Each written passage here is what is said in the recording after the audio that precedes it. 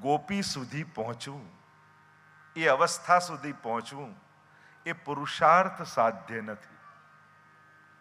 કોઈ એમ કહે કે હું આટલી માળા કરી લઉં, આટલા પાઠ કરી લઉં, આ તીર્થમાં વાસ કરી લઉં, આટલી સાધના કરી લઉં, હા, પુણ્યના ભાગી થવાય છે. પ્રેમ તો ભગવત કૃપાથી જ મળે છે. પુણ્ય એ કર્મ સાધ્ય છે, પુરુષાર્થ સાધ્ય છે.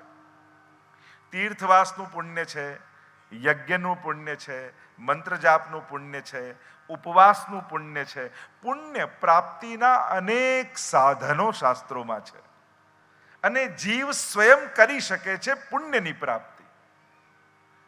પ્રેમ એ તો કોઈ મહાપુરુષથી પ્રદત્ત હોય છે, કોઈ ભગવદીય દ્વારા પ્રદત્ત હોય છે. એ પુરુષાર્થ સાધ્ય નથી. એ કોઈ એક એવું સ્થાન નથી કે જ્યાં પહોંચી જવાય.